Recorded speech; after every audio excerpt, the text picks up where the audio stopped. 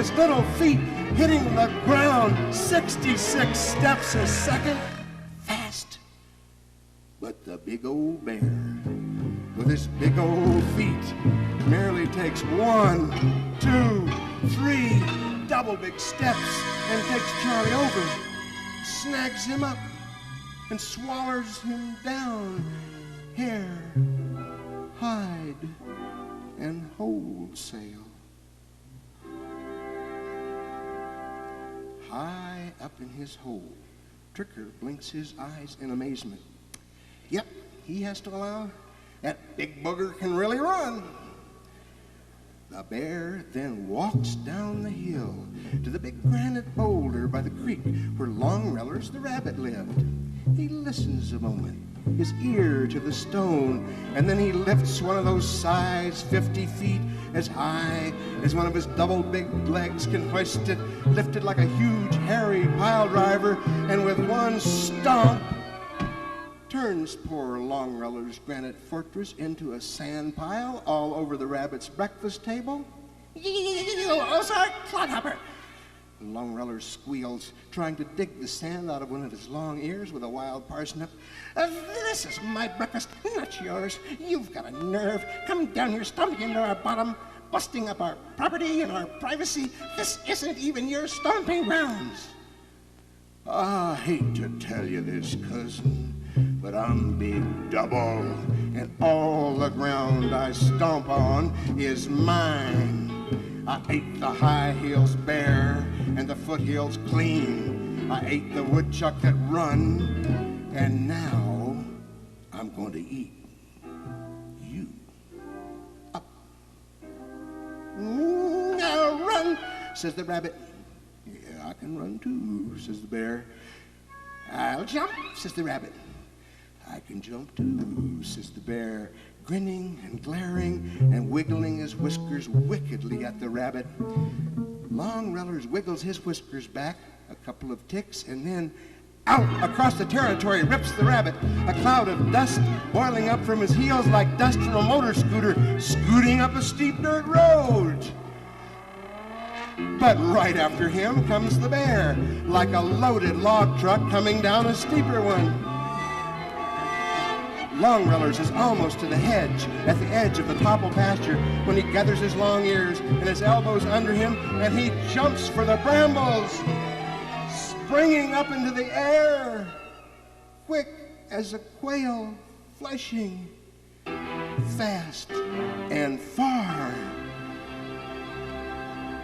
But the big old bear, with his big old legs, springs after him like a rocket ship roaring and takes the rabbit over at the peak of his jump, snags him up, swallows him down, ears, elbows, and everything. Good as his word, the big bum can certainly jump, admits Tricker, watching bug-eyed from his high bedroom window. Next, the bear goes down to where Whittier Creek is dribbling drowsy by. He grabs the creek by its bank, and with one wicked snap, snaps it like a bedspread. This snaps Sally Snip's sister, the marten, clear out of her mud-burrow boudoir and her toenail polish, somersetting her into the air over and over, and then lands her hard in the empty creek bed along with stunned mud puppies and minnows. You backwoods bully, Sally hisses. you ridge-running rowdy, what are you doing down out of your ridges, ripping up our rivers? This isn't your play puddle. Why, ma'am, I'm Big Double, and any puddle I please to play in is mine. I ate the ridges raw and the backwoods bald. I ate the woodchuck that run, and I ate the rabbit that jumped. And now I'm going to eat you up. Yeah, I'll run, Says the marten. I can run too, says the bear. I'll jump, Says the marten. I can jump too, says the bear. I'll climb, Says the marten. I can climb too, says the bear, and champs his big yellow choppers in a challenging chomp. Sally clicks back at him with her own sharp little teeth for a tick or two. Then off she shoots like the bullet out of a pistol. But right after her booms the bear like a meteor out of a cannon. Sally springs out of the creek bed like a silver salmon jumping, and the bear jumps after her like a flying shark. She catches the bottom of the cottonwood and climbs like an electric yo-yo whizzing up a wire. But the bear climbs after her like a jet-propelled elevator up a greasy groove and takes her over and snags her up and swallows her down, teeth, toenails, and teetotal.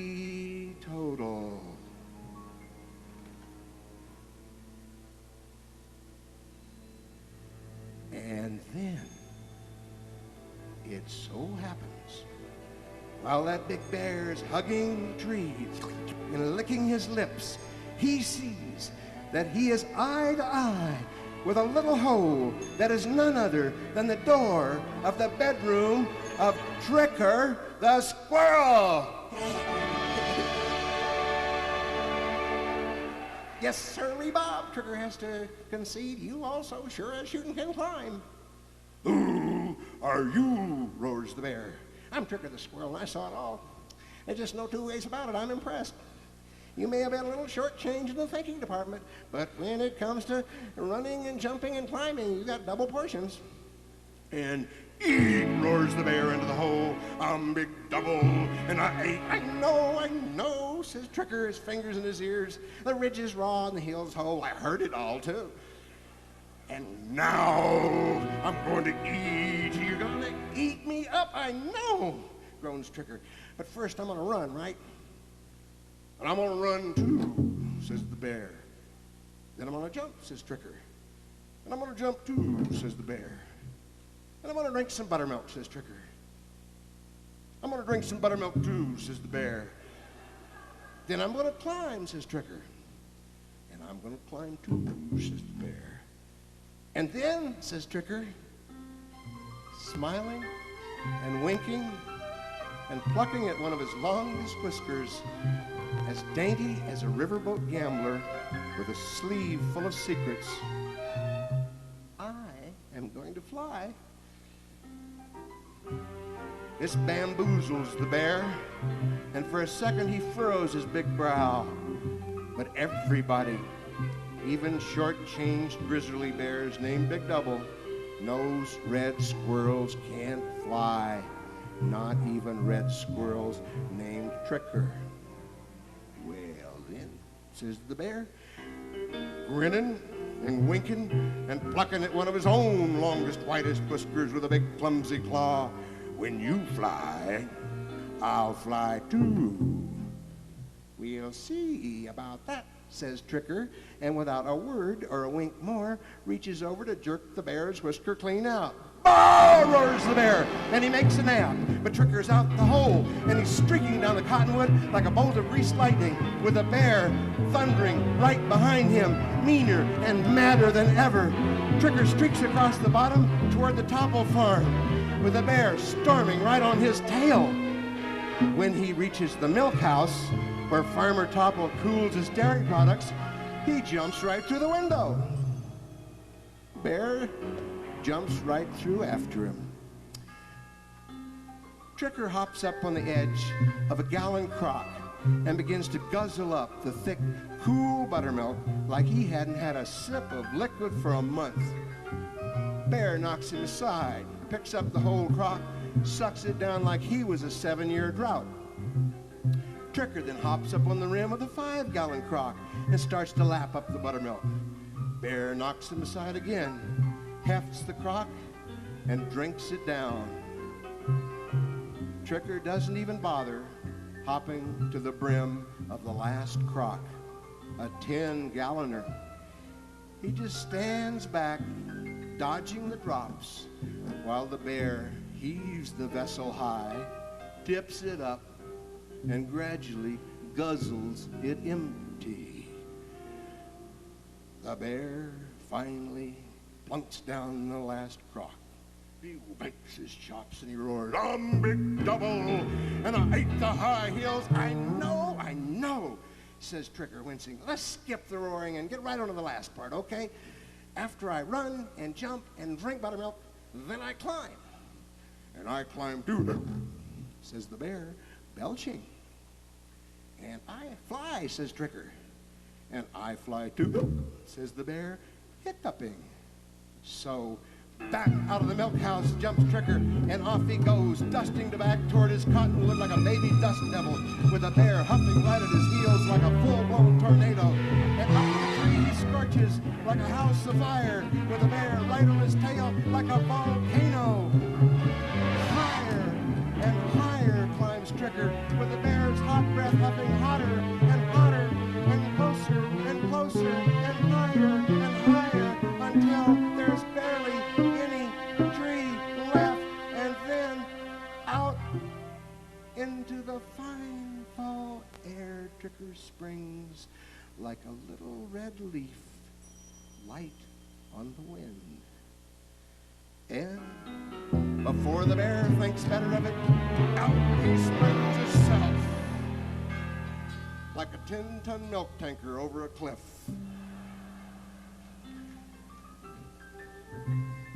I forgot to mention, Trigger sings out as he grabs the leafy top of that first sun-touched hazelnut tree and hangs there swinging and swaying.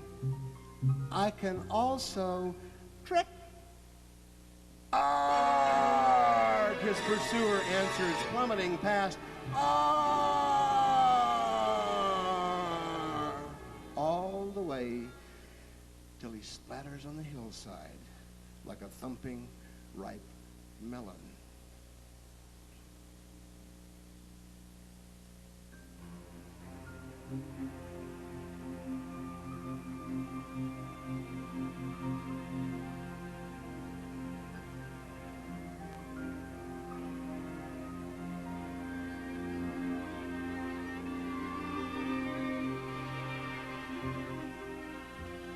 When the dust and debris clear back, Sally Snipsister wriggles up from the wrecked remains and says, I'm out.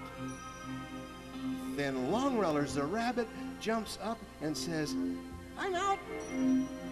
Then Charlie Charles the woodchuck pops up and says, I'm out. Says Trigger, swinging high in the sunny branches where the hazelnuts are just about perfect, was never in to get out.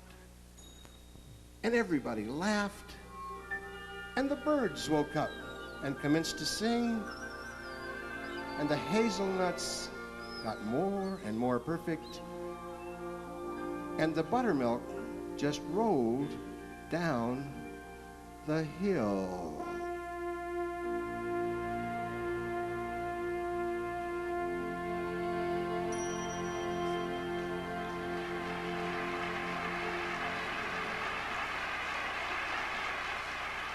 Thanks a lot.